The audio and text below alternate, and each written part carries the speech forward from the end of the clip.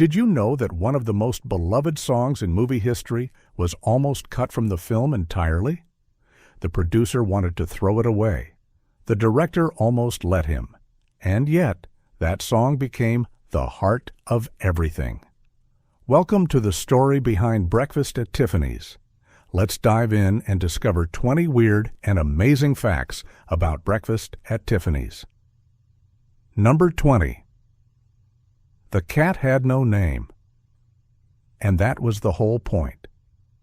Here is something that sounds simple but is actually quite deep. In Breakfast at Tiffany's, Audrey Hepburn's character, Holly Golightly, owns a cat.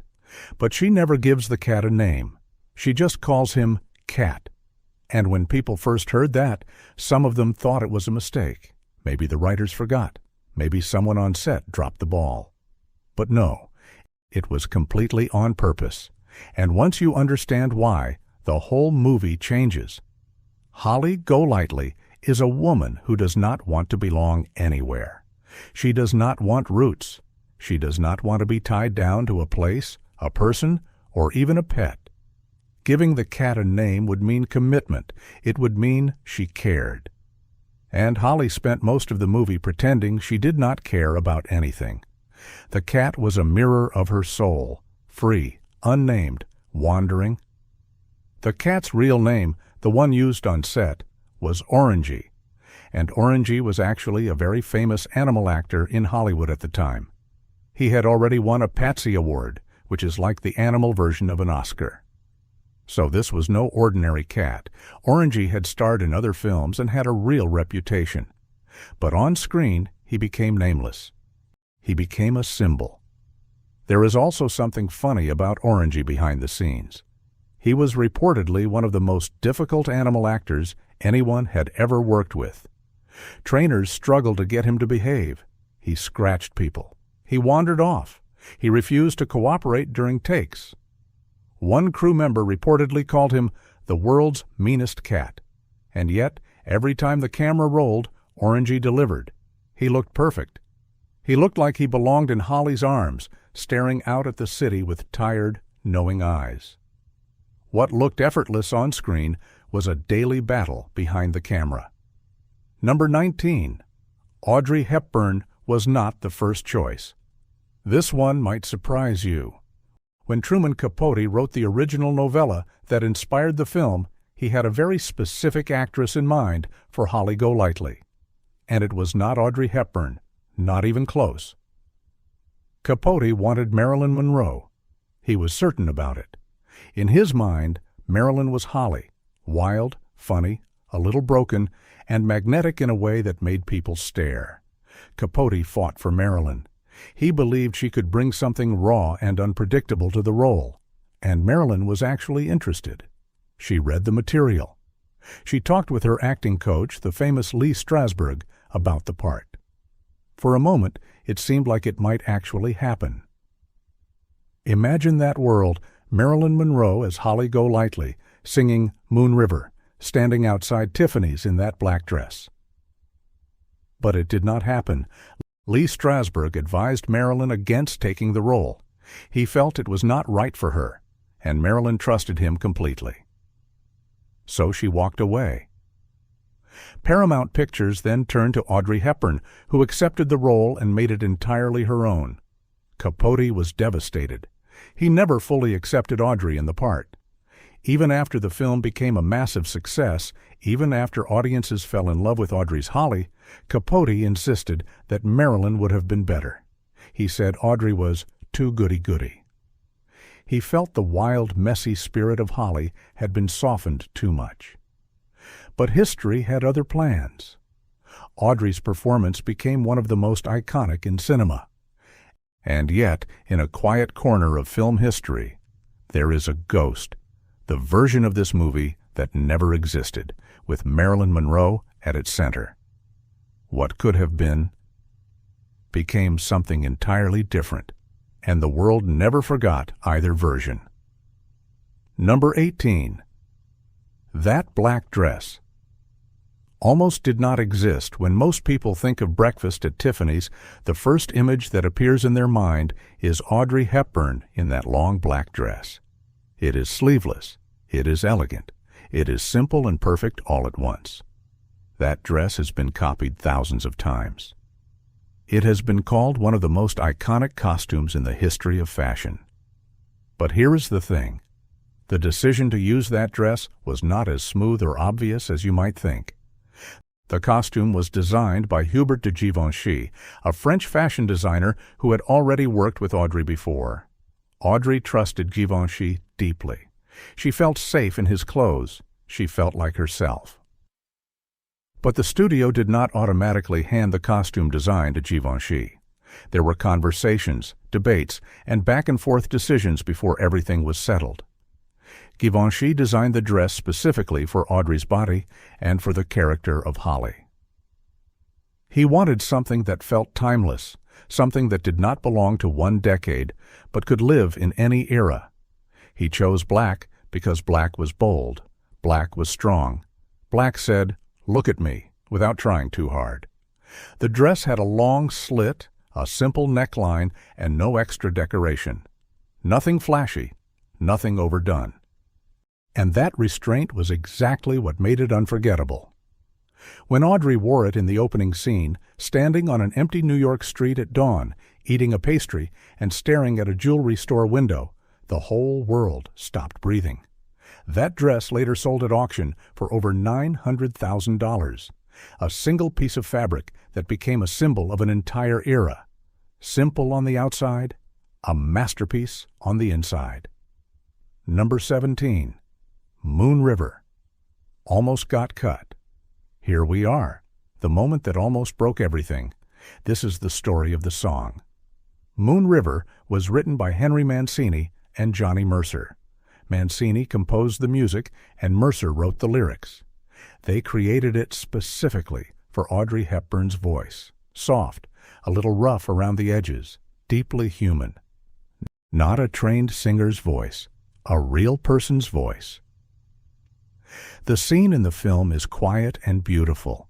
Holly sits on a fire escape, strumming a guitar, singing Moon River gently to herself. It was filmed simply. No big orchestra in the background, no dramatic lighting, just a woman, a guitar, and an open window. Audrey sang it herself. She did not use a voice double. She just sang it the way she felt it, and then a studio executive heard it. And he wanted to cut it. He thought the song slowed the film down. He thought audiences would get bored. He actually stood up in a screening room and said the song needed to go. He was prepared to remove it entirely. Audrey Hepburn reportedly turned to him with sharp, clear eyes and said something she almost never said out loud. She made it known, firmly and without apology, that the song would stay. Some accounts say she used very strong language. Others say she simply made her position impossible to ignore. Either way, the message was received. The song stayed. Moon River went on to win the Academy Award for Best Original Song. It became one of the most recognized songs in American music history. It defined the film. It defined Audrey. One song, one fight, one moment that changed everything. Number 16. The opening scene was shot at dawn. For real. That famous opening scene.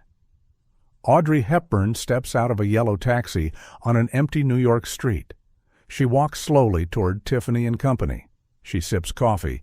She eats a pastry. She gazes at the jewelry in the window. She is dressed perfectly. The city is silent around her. It feels almost like a dream. Here is what made that scene so hard to shoot. It had to be real. The director, Blake Edwards, wanted actual New York streets, not a studio set. He wanted the real Tiffany's building. He wanted the real city light that only exists just before the sun fully rises. That pale, golden blue light that happens for maybe 20 or 30 minutes each morning before it disappears. That meant the crew had to be ready before sunrise. Every single day they planned to shoot that scene, everyone had to wake up in the middle of the night, travel to Fifth Avenue, set up equipment in the dark, and wait. And the moment that perfect light appeared, they had to move fast, because it would not last. On top of that, they needed the street to be empty. New York City is almost never empty. People walk those sidewalks at all hours, so the production team had to coordinate with the city to close off the area, keep pedestrians away, and hold everything in place during those precious minutes of perfect light. Audrey had to be camera-ready, fully dressed, hair perfect, before the sun even thought about rising. And she had to look completely relaxed, like she had nothing to do and nowhere to be. What looked like a quiet morning stroll was actually a military operation. Number 15. Mickey Rooney's role was deeply controversial. This is one of the harder facts to talk about, but it matters. In Breakfast at Tiffany's, actor Mickey Rooney plays a character named Mr. Yunioshi, Holly's upstairs neighbor. He plays the character with exaggerated facial expressions, a high-pitched voice, and a heavily stereotyped portrayal of a Japanese man. At the time of the film's release in 1961, this kind of characterization was not unusual in Hollywood. It happened often. But that does not make it right. Mickey Rooney was not Japanese. He wore prosthetic makeup to change his eyes and altered his speech to fit a stereotype. The performance was meant to be comedic. Audiences in 1961 often laughed. But decades later, that laughter stopped feeling funny. Critics, scholars, and Asian American communities began speaking out loudly about the harm that kind of representation causes. Mickey Rooney himself, many years later, expressed regret about the role. In interviews before his death, he said he was sorry. He said he had not thought about the impact at the time, and that looking back, he wished he had made a different choice. That admission was meaningful. It showed that people can look at their past honestly and take responsibility for what they find there. The role of Mr. Yunioshi remains the most criticized element of the film today. Many film teachers and critics included in conversations about how Hollywood has historically treated minority groups. It is a reminder that even beloved films can carry deep flaws inside them. What was once laughed at became a lesson no one should forget. Number 14. Truman Capote hated the film's ending. Truman Capote wrote the original novella Breakfast at Tiffany's in 1958. The book was short, sharp, and bittersweet. Holly Golightly in the book did not get a happy ending. She did not find love. She did not stay. She disappeared, left for Africa, and was never fully heard from again. The narrator lost her. The reader lost her. And that was exactly the point. Some people are like wild birds. You cannot keep them. You can only watch them fly away. But Hollywood in 1961 wanted something different. The studio wanted a love story. They wanted audiences to leave the theater feeling warm and hopeful. So the screenwriter, George Axelrod, changed the ending. In the film, Holly and Paul, the male lead played by George Peppard, confess their feelings in the rain. They find the cat. They embrace. The music swells. The credits roll. Capote despised it. He felt the studio had taken his story and replaced its soul with sentiment. He believed the true spirit of Holly Golightly was her freedom, her refusal to be owned or saved, her wild and restless nature. A happy romantic ending, in his view, was a betrayal. He also had many other disagreements with the production. He fought against casting choices. He argued over dialogue. He clashed with the studio at nearly every step. By the time the film was finished, Capote had largely washed his hands of it. And yet the film became a classic. Millions of people adored the ending that Capote hated. Sometimes the audience falls in love with the story the creator never intended to tell. The heart wanted something the mind refused to give. Number 13. Audrey Hepburn learned guitar, specifically for this film. Audrey Hepburn was many things. She was elegant, disciplined, deeply hard-working, and committed to doing things the right way. So when she learned she would be playing guitar in Breakfast at Tiffany's, she did not fake it. She did not pretend. She did not stand in front of a camera strumming randomly while someone else played the actual notes off-screen. She learned to play, genuinely. She took guitar lessons. She practiced. She worked until her fingers knew where to go. The scene on the fire escape, where Holly softly plays and sings Moon River, required Audrey to be believable as a real person who actually plays guitar. And she delivered exactly that. What is remarkable is how short her preparation window was. Film productions move quickly. There was not an endless amount of time to become a professional musician. But Audrey was the kind of person who showed up fully to everything she did. She learned enough to make the scene feel completely real. Not perfect. Holly was not meant to be a great musician, but honest, warm, lived in. There is something deeply moving about that scene when you know this backstory. Audrey is not just performing a character. She is actually sitting there, actually holding a guitar. She actually learned to play, actually singing with her own voice. Every part of that moment is real. Nothing is borrowed or pretended. That fire escape scene became one of the most emotionally remembered moments in the film's history, and it was built entirely from real effort, real practice, and real courage. Not performance, just truth. Number 12. The film was shot mostly in New York, but not entirely. When you watch Breakfast at Tiffany's, you feel New York City in every corner of the frame. The busy streets, the brownstone apartments, the glowing storefronts, the noisy, beautiful chaos of the city. It all feels deeply real. And much of it was. The production filmed extensively on location in Manhattan, on Fifth Avenue, in Central Park, and in other recognizable neighborhoods. But here is something interesting. Not everything you see in the film was actually New York. Some interior scenes were shot back in Hollywood on studio sound stages at Paramount Pictures. The apartment scenes, for example, some of those corridors and interiors that feel like they belong to a real New York building. They were built and filmed in California. This kind of blending was very common in Hollywood filmmaking during that era. Shooting entirely on location was expensive and complicated. Weather could ruin a day of filming. Traffic and crowds were unpredictable.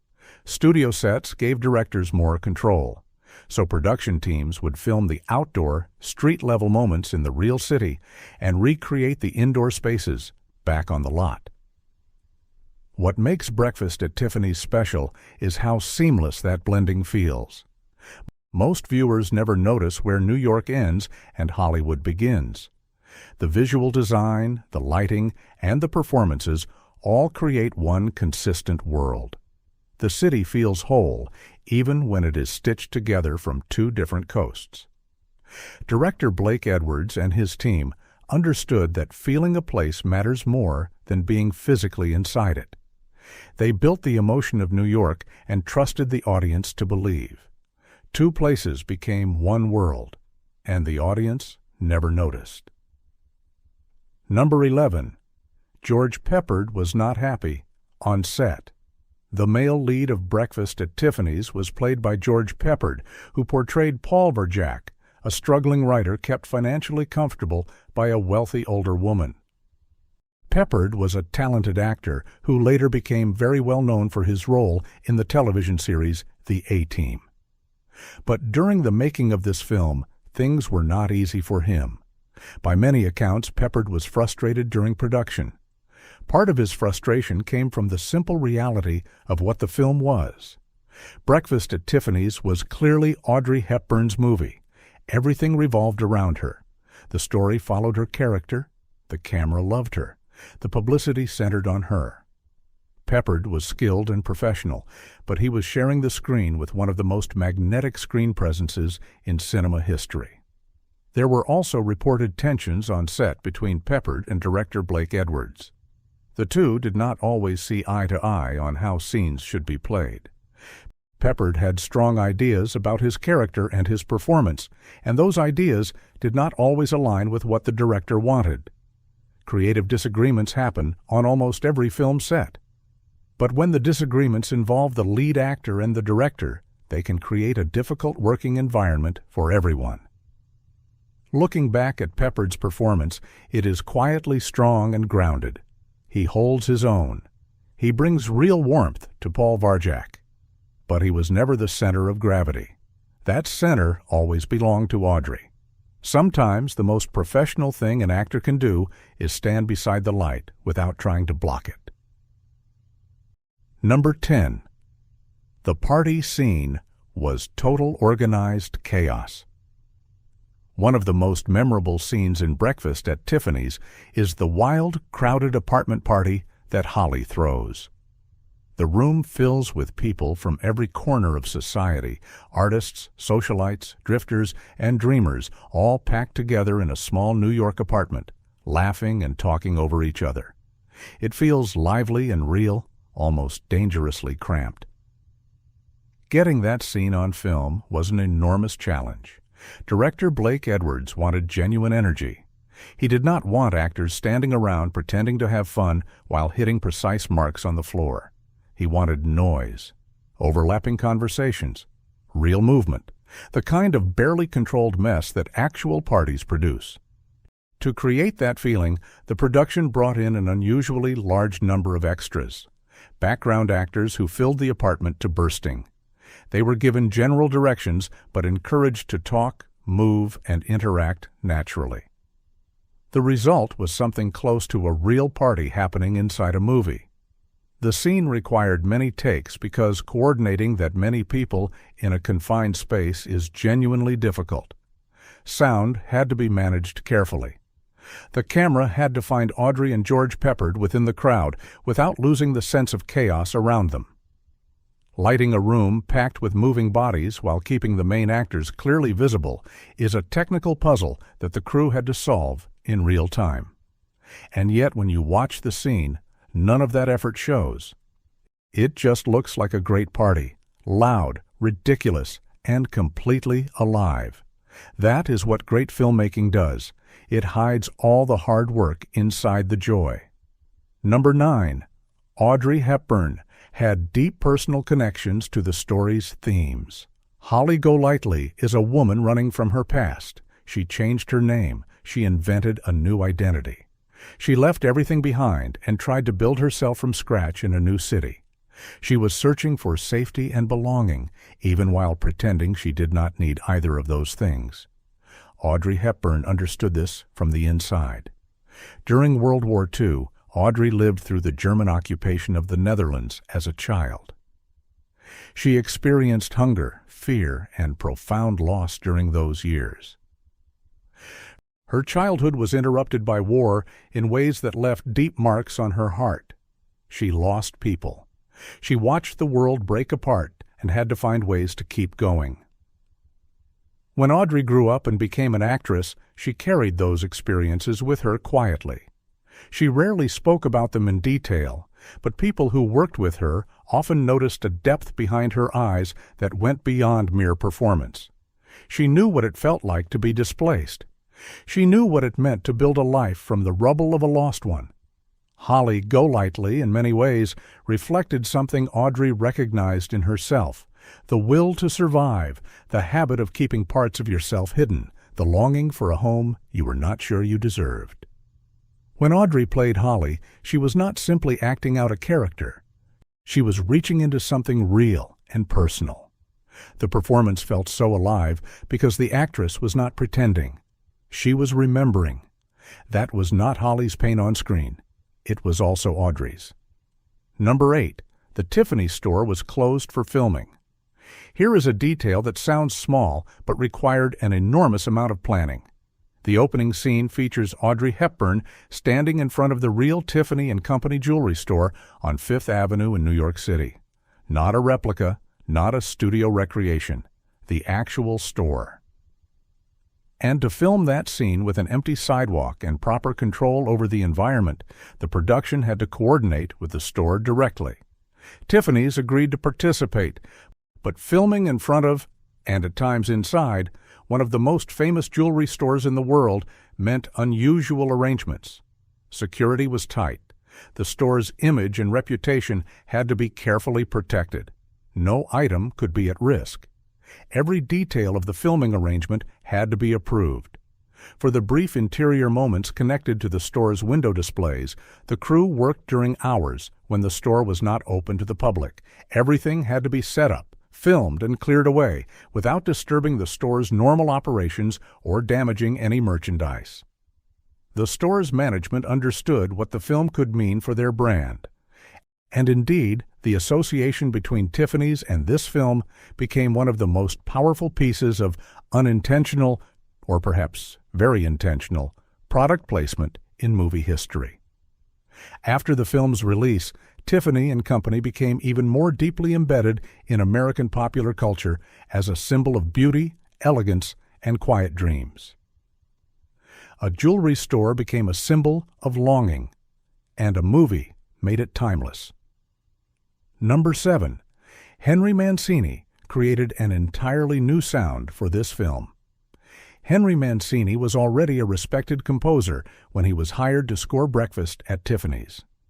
But this film gave him the chance to do something he had never done quite like this before.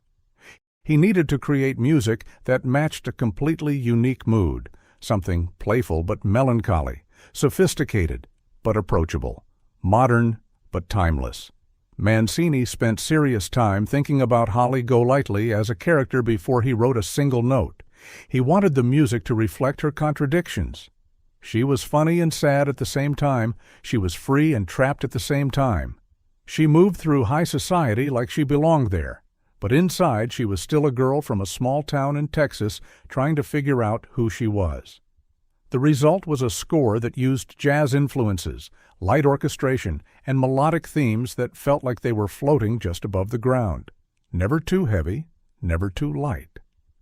The music for Breakfast at Tiffany's helped define what people now think of as a certain kind of elegant city sound. Cool without being cold, romantic without being sappy. Mancini also worked very closely with lyricist Johnny Mercer on Moon River.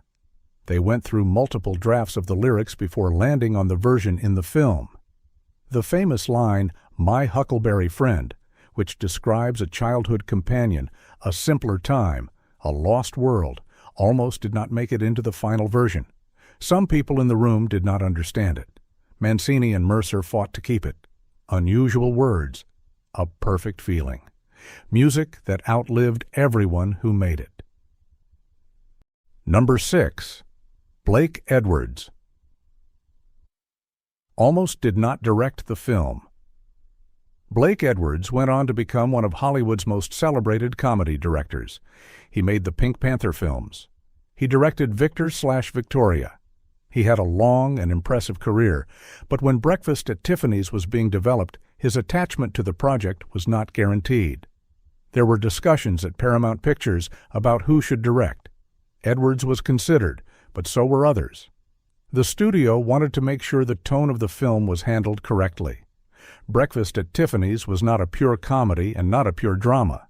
It was a delicate blend, funny in some moments, genuinely heartbreaking in others.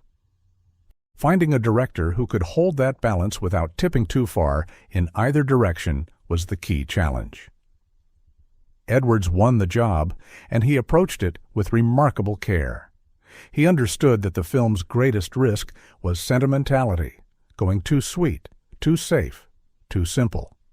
He pushed his cast and crew to find the complicated truth inside each scene. He wanted Holly to be charming, but also frustrating. He wanted the love story to feel earned, not handed over easily. His background in comedy actually served the film well in unexpected ways. He knew when to let a moment breathe. He knew when a single look could be funnier or sadder than any written line of dialogue. He trusted his actors to find the human reality inside the scripted moment. The right director changes everything. And this time, they got it exactly right. Number 5. The film changed. How women were shown on screen. In 1961, most female characters in Hollywood films were wives, mothers, or love interests defined entirely by their relationship to a man. They existed in the story to support the male lead. They rarely had complicated inner lives. They rarely made choices that confused or challenged the audience. Holly Golightly broke that pattern in ways that felt shocking at the time. She was not waiting for a man to rescue her. She was not defined by her romantic relationships. She made money in ambiguous ways. She had a past she was hiding.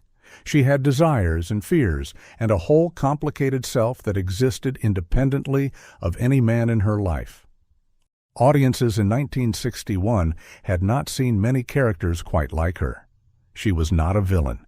She was not a victim. She was not easily categorized. She was just a real, messy, searching human being trying to figure out her own life. And she happened to be a woman. Film critics and scholars have written extensively about Holly Golightly's place in the history of female characters on screen. Many consider her a forerunner to the more complex, independent female characters that became more common in later decades of cinema. She helped open a door that had been kept closed for a long time. Audrey Hepburn's performance made all of this work. She never played Holly as a symbol or a statement. She played her as a person. And that simplicity, that humanity, is what made the character so revolutionary. A character who did not fit the rules changed them forever. Number 4, the film's cinematography was deliberately dreamlike. The man behind the camera on Breakfast at Tiffany's was cinematographer Franz Planer. He made specific and deliberate choices about how the film would look, and those choices helped create the dreamy, slightly soft visual quality that makes the film so distinctive. Planer used lighting that was gentle and romantic. He avoided harsh shadows and sharp contrasts. He bathed the scenes in a kind of warm, golden softness that made even ordinary moments feel slightly magical. New York City streets, which can look hard and cold in harsh light, felt welcoming and beautiful under Planer's eye. He also worked carefully with the film's aspect ratio and camera movement to give the audience a sense of drifting. The camera did not always move urgently or dramatically. Sometimes it simply watched, patient and quiet, allowing the actors to exist in the frame without being pushed or crowded by the cinematography. This visual approach matched the tone of the story perfectly. Holly Golightly lived in a kind of beautiful blur. She moved through the world without fully planting her feet anywhere. The camera reflected that way of living. Everything looked lovely, but slightly out of reach. Beautiful, but not quite solid. When audiences watched Breakfast at Tiffany's in the theater in 1961, part of what transported them was not just the story or the performances, it was the feeling of the light itself. The way the film looked made them feel like they were remembering something rather than watching something new. Beautiful pictures tell stories that words cannot reach. Number 3. Audrey Hepburn's relationship with the role was complicated. Audrey Hepburn gave one of the most beloved performances in cinema history in Breakfast at Tiffany's. But her relationship with the role was not simple or uncomplicated. The role required her to play a character who was coy, mysterious, and emotionally guarded, someone who hid her true feelings behind wit and style. That kind of internal work is difficult for any actor. There were specific scenes that challenged Audrey in deep ways. The scene where Holly breaks down, where her emotional walls finally collapse, and she shows the audience who she really is beneath the glamour. That scene required Audrey to access something raw and personal. She was a private woman who kept much of her inner life carefully protected. Opening up on camera, even as a character, went against her natural instincts. She prepared thoroughly. She talked with director Blake Edwards about Holly's inner world. She explored the character's backstory, the small-town Texas girl, the difficult past, the survival instinct that had hardened into a performance of freedom. The more Audrey understood Holly's pain, the more she could trust herself to show it. There were days on set when the emotional work left Audrey visibly drained. People who were present during filming described moments of deep focus and quiet intensity from her between takes. She was not someone who turned emotion on and off like a switch. When she went to that place for a scene, she went there fully. The performance looked easy. The performance cost everything. Number 2. The film almost received a much darker tone. Here is something that most casual viewers of Breakfast at Tiffany's do not know. During the early stages of development, there were serious conversations about making the film significantly darker and more faithful to Truman Capote's original novella, which had a much sharper, more unsettling edge to it.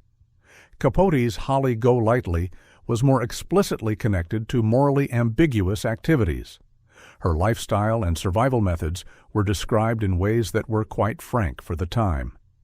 The novella did not soften its edges or look away from the complicated reality of a young woman navigating the world with no safety net and no clear moral compass. When the script was being developed for Paramount Pictures, there were debates about how much of that rawness to preserve. Some of the people involved wanted to push for something closer to Capote's vision, grittier, more challenging, harder for audiences to simply sit back and enjoy comfortably. They believed that challenge was the whole point of the story. But the studio ultimately steered toward a lighter tone.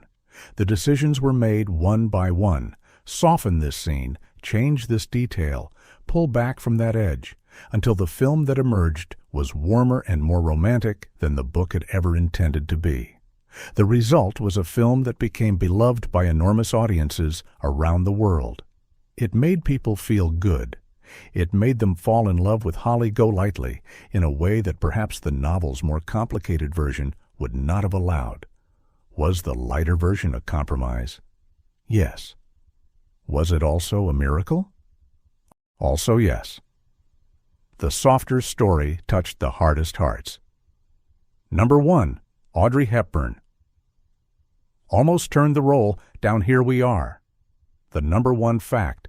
The fact that almost changed everything. Audrey Hepburn, the woman who became inseparable from Holly Golightly in the minds of millions of people around the world, almost said no to the role. Audrey had serious doubts. She was not sure she was right for it. She questioned whether she could play a character whose life was so far from her own values and experiences. Holly Golightly's lifestyle, her ambiguous morality, her emotional recklessness, her complicated relationships with money and men, made Audrey uncomfortable in the beginning. She was a deeply principled person with strong personal values. Holly, at least on the surface, appeared to live by no rules at all. Audrey also worried about how audiences would react. She had built a career on characters who were spirited but ultimately wholesome, characters audiences trusted and admired without reservation. Holly Golightly was different. Holly could be selfish. Holly could be unkind. Holly could run away when love asked too much of her. Would audiences still love her? Would they still love Audrey? She thought about it seriously. She spoke with people she trusted. She sat with the discomfort and tried to understand where it came from. And slowly, she realized that the discomfort was the point. Holly's complications were exactly what made her worth playing. Not a perfect woman, a real one. Audrey said yes. She stepped into the black dress. She learned the guitar. She stood on Fifth Avenue before sunrise and stared into a jewelry store window with the whole city asleep around her. And she changed cinema. The woman who almost said no said yes. And the world has never been the same. Bonus fact: the lost scene that revealed everything. Here is a story that almost no one knows. During the editing of Breakfast at Tiffany's, a scene was filmed and later cut from the final version of the movie. This scene was longer and more revealing than anything that made it into the theatrical release. In it, Holly speaks more openly about her past, the small-town life she ran from, the early marriage she escaped, the reasons she rebuilt herself from scratch under a new name in a new city. The scene was cut for pacing reasons. The studio felt the film moved better without it. They believed the audience did not need everything explained. They trusted the emotional truth to carry through without every backstory detail spelled out in dialogue. But people who saw the scene before it was removed described it as deeply moving. They said it made Holly more understandable, not more sympathetic in a simple way, but more whole. You could see where she came from. You could feel why she ran. You could understand that her wildness was not carelessness. It was self-preservation. It was someone who had learned early that belonging to one place or one person could destroy you, and who had chosen motion as a kind of armor. Director Blake Edwards reportedly struggled with the decision to cut the scene. He understood its value, but he also understood that sometimes what you leave out of a film is as important as what you leave in. Mystery has its own power. When the audience cannot see the whole picture, they fill in the blank spaces with their own feelings and experiences. Holly Golightly became a mirror for millions of people, partly because she was never fully explained. The cut scene exists in the history of this film, like a hidden room in a beautiful house, never entered, but always felt. It reminds us that every story we love is only a fraction of the story that was made. The rest lives in the dark, waiting. What was cut from the screen lived on in every heart that ever wondered about Holly Golightly's past. One missing scene, a mystery that lasted a lifetime. Breakfast at Tiffany's is more than a movie about a woman in a black dress standing outside a jewelry store. It is a story about the longing every human being carries, the wish to be known, to be loved, and to find a place where you belong without having to pretend to be someone else. Holly Golightly ran from her past because she was afraid, and in running, she discovered something she had not expected to find: connection, courage, the terrifying, beautiful truth that love asks you to stop moving and stay. Audrey Hepburn brought that truth to life with her whole self, her history, her discipline, her kindness, and her quiet bravery. The people who made this film, the composers, the designers, the director, the crew, poured their own truth into it too. And the result was something that has lasted more than 60 years and will likely last 60 more. Every film hides 100 stories inside itself, and the most powerful ones are not always the ones that ended up on screen. Sometimes the most powerful story is the one about how the film almost did not get made at all, and yet somehow it did. If you enjoyed these stories, subscribe for more. Every movie hides a truth, and we'll keep uncovering them one story at a time.